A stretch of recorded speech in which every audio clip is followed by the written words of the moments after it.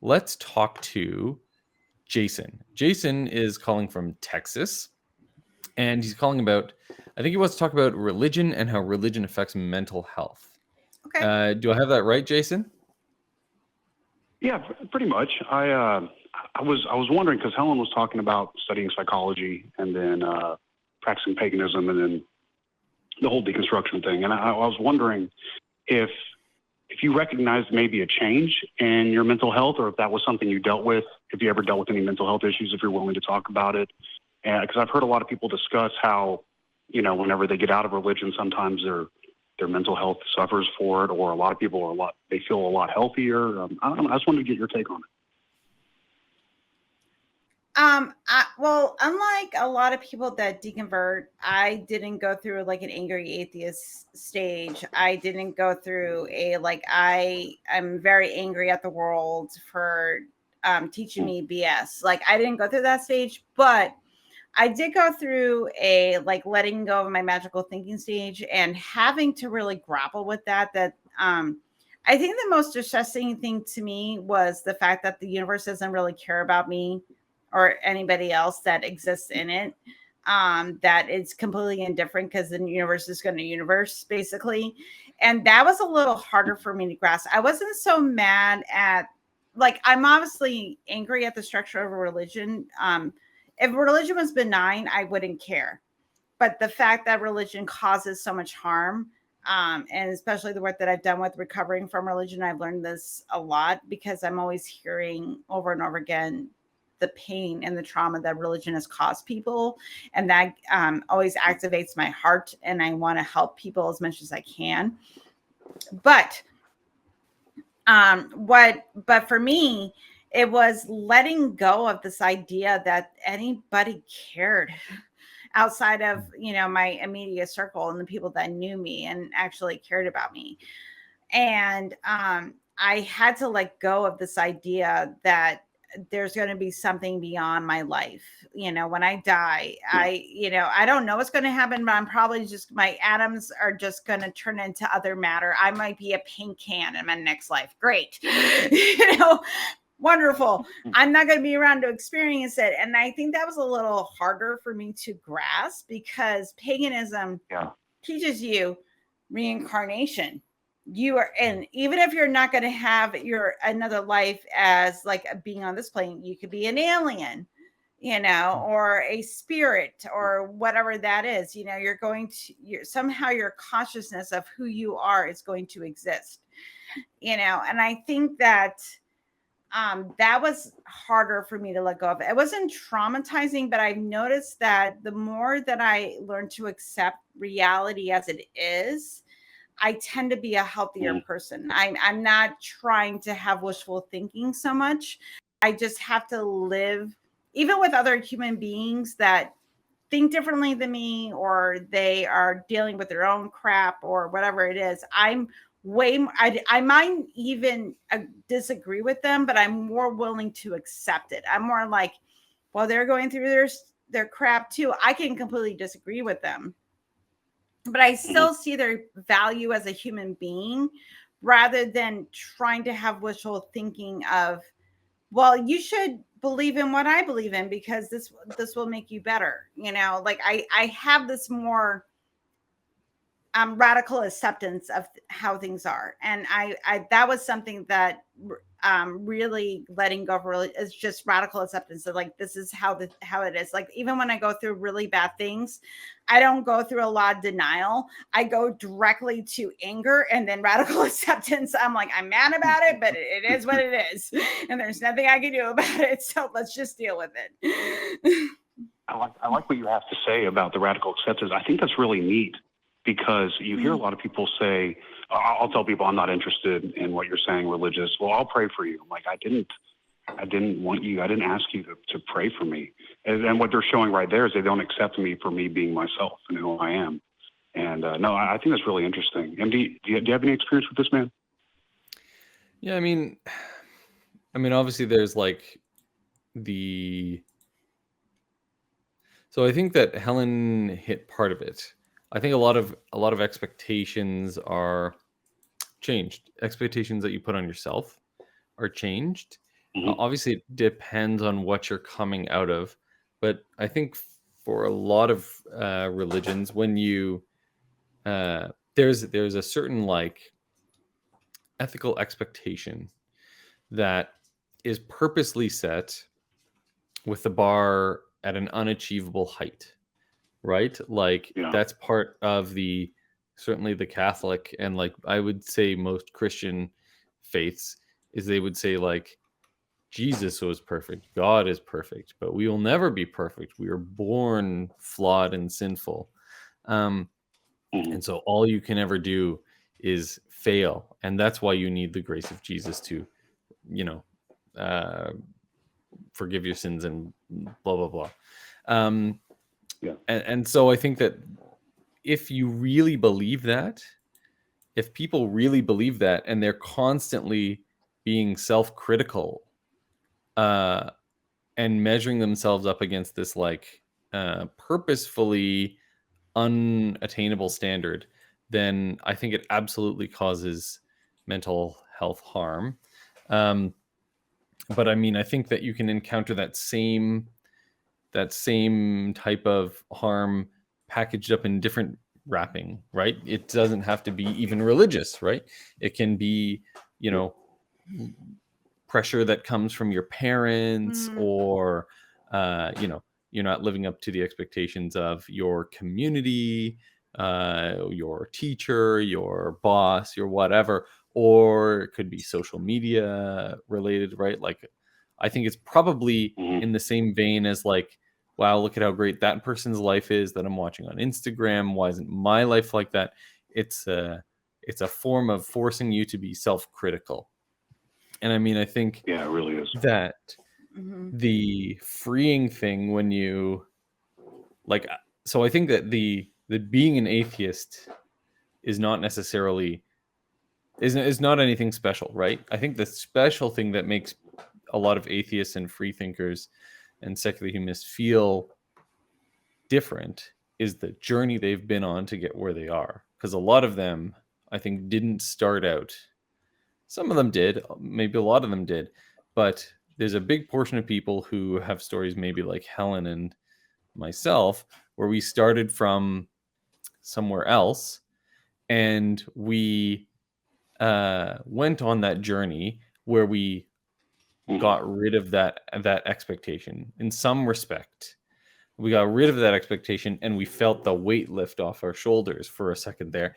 And then it's like what Adam Savage said in one of his addresses to like at some atheist conference. He's like, there is someone, you know, looking over my actions and judging me, and that person is myself. And it gives you the opportunity to set your own standard for who you want to be, the kind of person you want to be, the standard you want to set.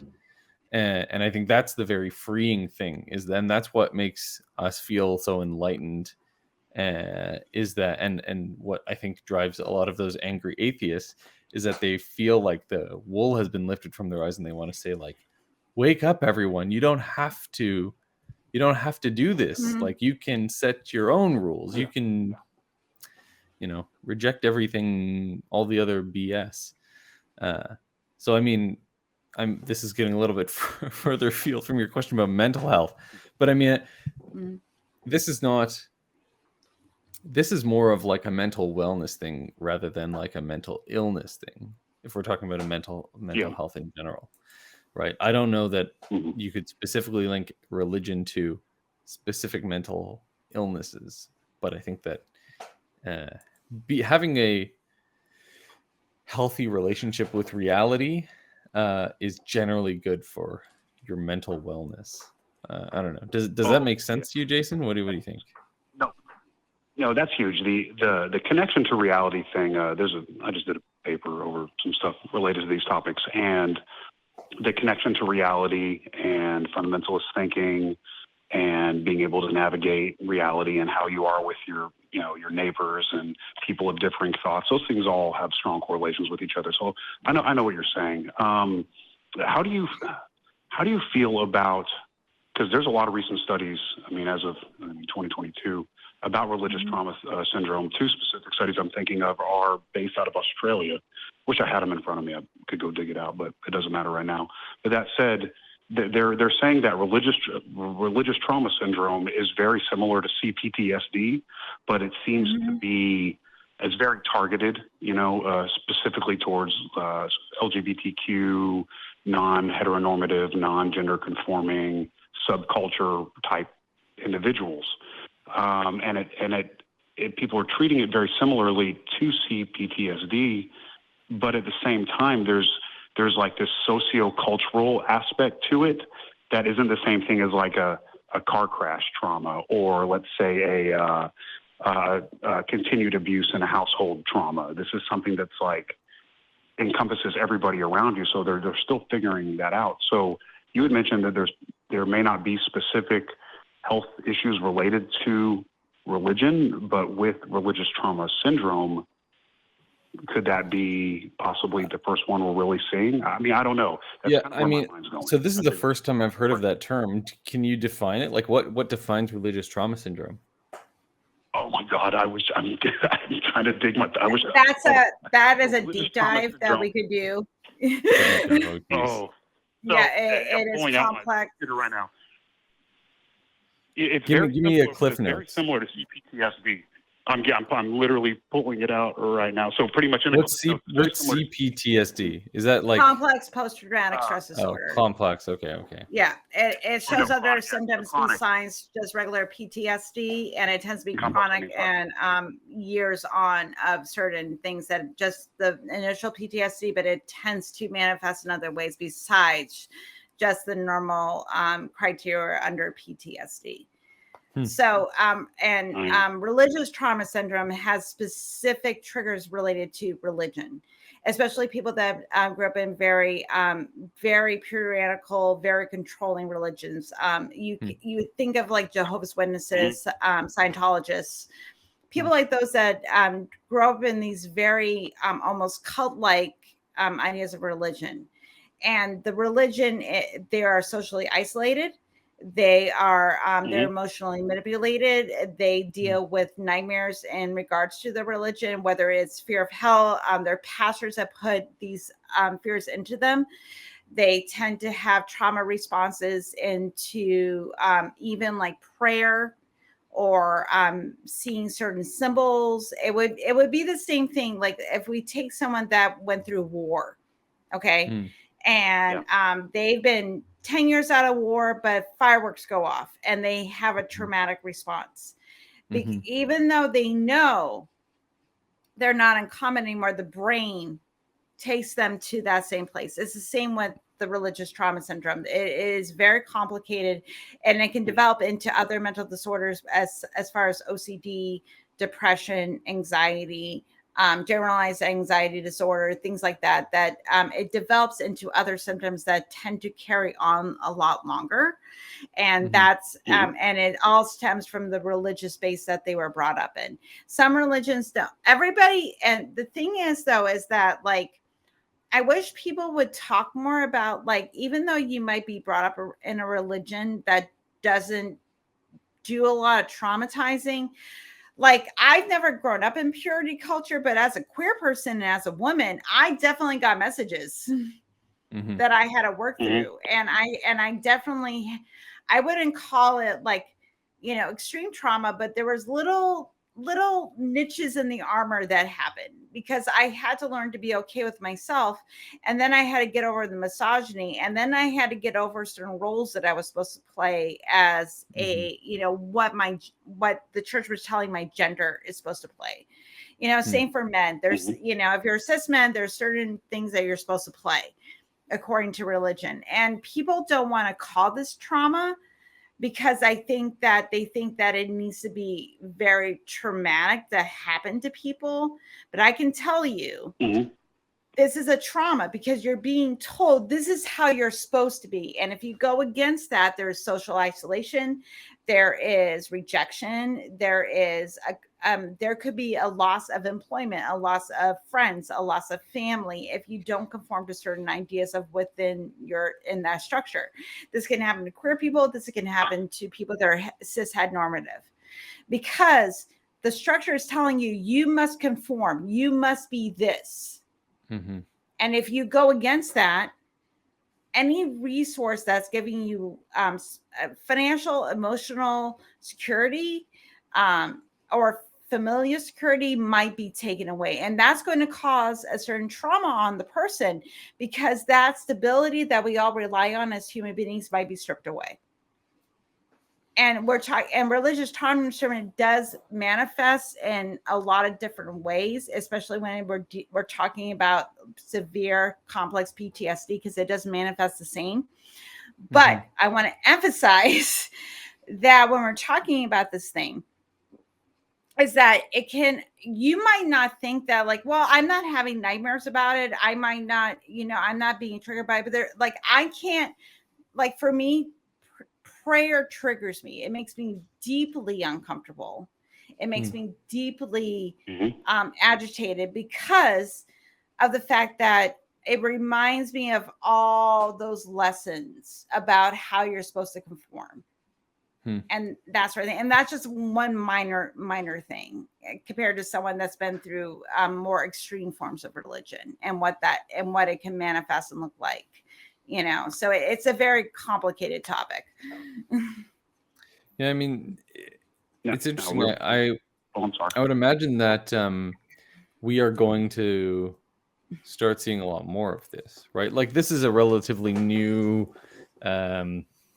definition, right? Well, religious trauma syndrome. Like, this, actually, I don't think this term's been around for that long, right?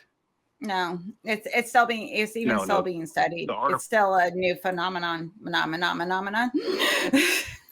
Yeah, so I mean, it got to be a situation where we're going to be seeing more and more people with this, like, air quotes, diagnosis, and I mean, who knows what's going to happen with it, right? Ideally, this would be a pathway for us to recognize the trauma that religions might be inflicting on people and try to, at least make people aware of that, or, maybe do something about it to change it. Would be the ideal. What do you think, Jason? I agree with you. It is pretty new. The article I'm looking at is from the Social Science and Medicine 2022. It's called Religious Trauma and Moral Injury from the LGBTQA+ Conversion Practices. It's based out of Australia. They first started talking about religious trauma, I think, right around 2013. It says religious trauma and moral injury are interlinked. The literature on religious trauma is mainly focused on abuse, control, and coercion in religious contexts. A lot of it has to do with, like, where they try to pray the gay away type stuff. Like moral injury, religious trauma shares many symptoms with PTSD and complex PTSD. Stone 2013 describes religious trauma as pervasive psychological damage resulting from religious messages, beliefs, and experiences. So what Helen's saying is completely pertinent. I mean, it's just pervasive psychological damage. Religious trauma generally accrues gradually through long-term exposure to messages that undermine mental health. Religious trauma is useful to describe the coercive, controlling, and abusive elements of religion-based LGBTQA+ conversion practices, especially the gradual accrual of undermining messages. So yeah, maybe that's the big difference that makes it so much harder to study, is because it's a gradual, long-term exposure rather than an acute, like, very obvious, bombastic, traumatic exposure. Yeah. I mean, even still, but I mean, it says yes and no, because pervasive psychological damage resulting in religious messages, beliefs, and experiences. So it could still be an acute thing that happened. It can be. Sure, it could be. I just think that it's because it has to do with all those different elements of existence. It's like dealing with the metaphysics of every, so it's intense. It's a pretty intense thing to deal with. That's like your schema of life that's been, taught to you since you popped out. It's pretty wild. But yeah, I Yeah. figured I'd bring that up. You know, I hear a lot of people talk about that. So, and I think it's interesting that the difference between, let's say, somebody who's pagan or polytheistic and is more accepting of people versus, let's say, somebody who grew up Southern Baptist or Catholic, and you have that whole self-hate thing going on. It's interesting. So, but I appreciate y'all answering my question. Definitely. No, thanks for the call. Thanks, man. I love you.